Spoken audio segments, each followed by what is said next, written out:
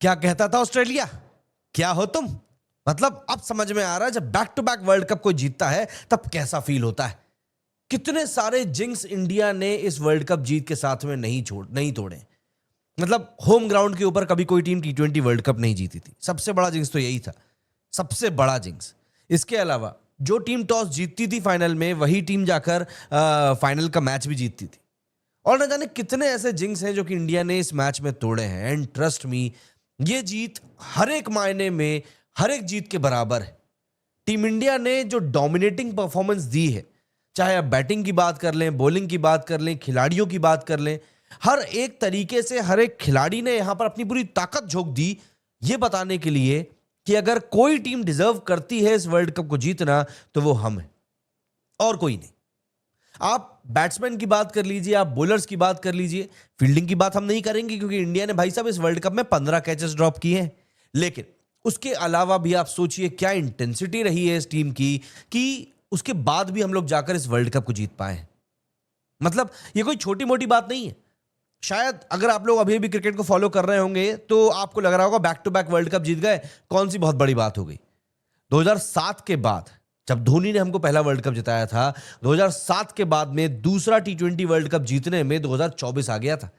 2024 आप इमेजिन करके देख लो कितनी ज्यादा मेहनत लगती है एक वर्ल्ड कप को जीतने के लिए। हाँ, आएंगे कई सारे हमारे पड़ोसी देश के लोग आएंगे ये कहने के लिए कि आपने तो साफ फिक्स कर दिया, आपने बैटिंग में चिप लगा ली, आपने बॉल में स्प्रिंग लगा दी, अंपायर्स को आपने फिक्स कर लिया, इंटरवल के बाद में आपने पिच को ही बदल दिया। और करेंगे वो दकियानूसी बातें करेंगे, उनको करने दीजिए, उनको करने दीजिए, क्योंकि पाकिस्तानी सिर्फ फिक्सिंग की ही बात कर सकते हैं। और वो लोग फिक्सिंग की बात सिर्फ इसीलिए कर सकते हैं क्योंकि वो लोग फिक्सिंग करते आए हैं। तो जो शुरुआत से फिक्सिंग करते आया है, उनको तो कोई भी और अच्छा खेलता वो यही लगेगा कि अरे तो फिक्स कर रहे हैं। तो इसीलिए उनको छोड़ दीजिए। वो बेचारे आज बहुत गहरे दुख में हैं, बहुत गहरे गम में हैं, उनको उसी गम में रहने दीजिए, चूर रहने दीजिए। आज ये लम्हा है भारत का, इंडिया का, हम सब का, हिंदुस्तान का, दुनिया को बताने के लिए कि हम T20 के वर्ल्ड विजेता हैं और लगातार दूसरी बार हैं। लगातार दूसरी बार है के ऊपर इतना एम्फेसिस इसीलिए दे रहा हूं क्योंकि कोई भी टीम लगातार दूसरी बार वर्ल्ड कप नहीं जीती है दोस्तों, लगातार दूसरी बार। और ऐसा नहीं है कि यहां पर हमारे लिए सब कुछ इजी पीजी था, नहीं, हमारे लिए भी चीजें इजी पीजी नहीं थी, याद रखिएगा। हमारे पास भी बॉलिंग यूनिट जो थी हमारी, वो सही तरीके से बॉल नहीं कर पा रही थी। हमारी जो ओपनिंग थी वो क्लिक नहीं कर पा रही थी। तो ऐसा नहीं है कि परेशानियां हमारे साथ में नहीं थी। हमारा वर्ल्ड नंबर 1 बैट्समैन नहीं चल रहा था, हमारा वर्ल्ड नंबर 1 बॉलर नहीं चल रहा था। तो ऑब्वियस सी बात है, जब आप इतने बड़े टूर्नामेंट में इतने बड़े स्टेज पर खेलने के लिए आते हो तो कहीं ना कहीं ये बात रहती है कि यार क्या दिक्कत चल रही है। यकीन मानिए मजा आ गया। हाँ, कई लोग ये बोलेंगे कि शायद वैसा मजा नहीं है जैसा नहीं आना चाहिए था। वो इसीलिए क्योंकि क्लोज मैच नहीं हुआ। 2024 का जो T20 वर्ल्ड कप का फाइनल हुआ था वो क्लोज हुआ था। आखिरी 5 ओवर में जीतने के लिए तब अफ्रीका को 31 रन चाहिए थे और इंडिया ने वहां से मैच को निकाला था, तो मजा आया था। यहां पे हमको पहले ही पता था हमारी टीम ने 250 रन पेल दिए हैं। सामने वाली टीम का कोई एक आध बल्लेबाज ढंग से चल जाए तो ये लोग आसपास पहुंच पाएंगे, वरना जीत हमारी पक्की है। और यही हुआ है आज, यही एग्जैक्टली चीज हुई है आज। आज इंडिया ने जो गेम दिखाया है वो हर एक तरीके से, हर एक पैमाने पर रिमार्केबल है, हर एक पैमाने पर। ये पूरा टूर्नामेंट इंडिया के लिए ऐसा नहीं था कि आप कह सके कि यार चलो ठीक है जीत गए, नहीं। शुरुआत के पहले से ही ड्रामे शुरू हो गए थे। बांग्लादेश ने ड्रामे करना शुरू कर दिए, फिर पाकिस्तान ने बॉयकॉट के ड्रामे करना शुरू कर दिए। मतलब जो व्यक्ति जो बातें कर सकता था इंडिया को नीचे करने के लिए, उन्होंने वो सब किया। लेकिन हम भारत हैं और भारत को अपने वजूद के लिए लड़ना आता है। और यही कारण है कि आज भारत सबसे ऊपर उठ के एक बार फिर से विश्व विजेता बन के खड़ा हुआ है। कोई छोटी मोटी बात नहीं है ये, कोई छोटी मोटी बात नहीं है। इसके लिए आपको जीतोड़ मेहनत करनी पड़ती है, माइंडसेट बदलना पड़ता है। 2022 के वर्ल्ड कप का सेमीफाइनल जो हम लोग हारे थे, उसके बाद रोहित शर्मा ने कहा था कि यार बदलना पड़ेगा, चीजों को बदलना पड़ेगा, ऐसे हम लोग नहीं जीत पाएंगे। 160 रन बनाए थे इंडिया ने और इंग्लैंड ने उसको 10 विकेट से चेज कर लिया था। वो कोई छोटी मोटी सेटबैक नहीं था। उसके बाद रोहित शर्मा ने लीड फ्रॉम द फ्रंट किया, अपने आप को बदला, लंबी इनिंग को छोड़ दिया, छोटी लेकिन इंपैक्टफुल इनिंग खेलने के ऊपर ध्यान दिया और यही कारण है कि आज इंडिया इस मुकाम पर बैठा है कि आज हम इस तरह के 250 रन के जो टोटल हैं वो हम नॉकआउट्स में आकर क्रिएट कर रहे हैं। सेमीफाइनल में 253 रन, फाइनल में 254 रन, ये कोई छोटी मोटी बात नहीं है। उसके लिए एक कप्तान ने अपना सेक्रीफाइस करना शुरू किया था, एक कप्तान ने रास्ता दिखाना शुरू किया था। उसके बाद 2023 का ओडीआई वर्ल्ड कप का फाइनल जो हम हारे, उसके बाद तो जो चीजों ने बदलना, जो करवट लेना शुरू किया है, क्या एशिया कप, क्या चैंपियंस ट्रॉफी, क्या T20 world cup and again T20 world cup. अगले साल अब 2027 का ओडीआई वर्ल्ड कप होने वाला है। मुझे लगता है वो फाइनल फ्रंटियर होगा, वो फ्रंटियर जहां पर कि भारत अपनी बादशाहत को सिद्ध करेगा। और ये जरूरी इसीलिए है क्योंकि जिस तरीके से इंडिया इस समय आगे बढ़ रहा है, जरूरी है कि इंडिया अपनी इस बादशाहत को कायम करके रखे। दो back to back T20 world cup को जीतना कभी भी किसी के लिए आसान नहीं रहा है, और ये इसीलिए आसान नहीं रहा है क्योंकि आज तक कोई जीता ही नहीं है। और अगर कोई टीम जीती है तो यकीन मानिए उसके मायने बड़े होंगे। आज तक कोई भी टीम अपने घर में हुए वर्ल्ड कप में जीत नहीं पाई, तो आप खुद अंदाजा लगाकर देखिए, अगर टीम जीती है, अपने घर में जीती है, तो कुछ तो रहा होगा।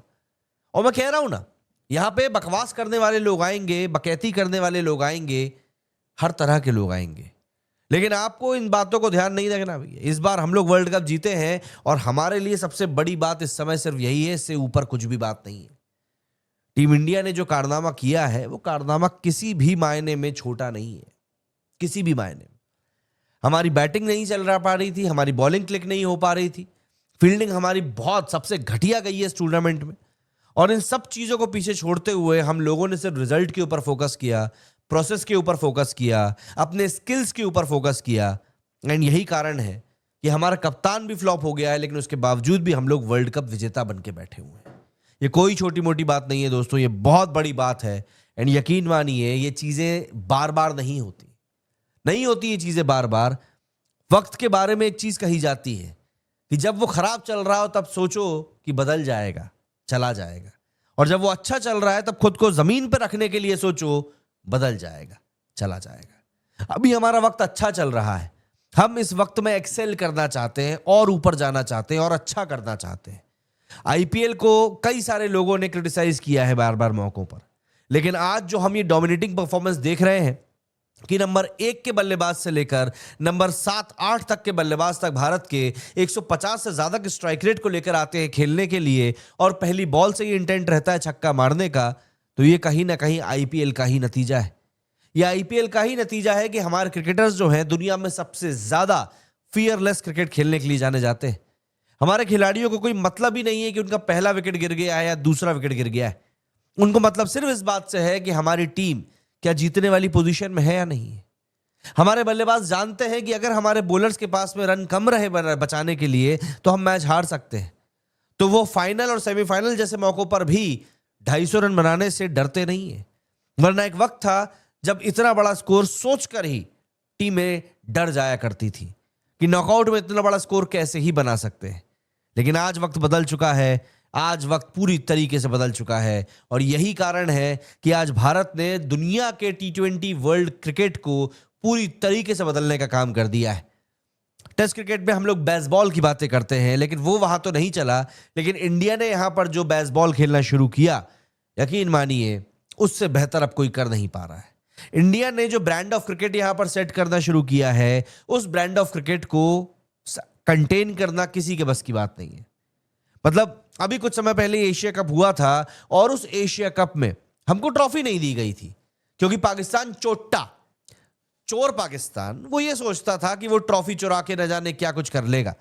बैठे हैं वो उस ट्रॉफी को अपने पिछवाड़े में नीचे दबा के, क्या उखाड़ लिया उन्होंने उस ट्रॉफी को रख के। आज भारत वर्ल्ड कप विजेता है और पाकिस्तान क्या कर रहा है, अपने ही खिलाड़ियों के ऊपर 50-50 लाख रुपए का फाइन लगाकर उनसे पैसे वसूल रहा है।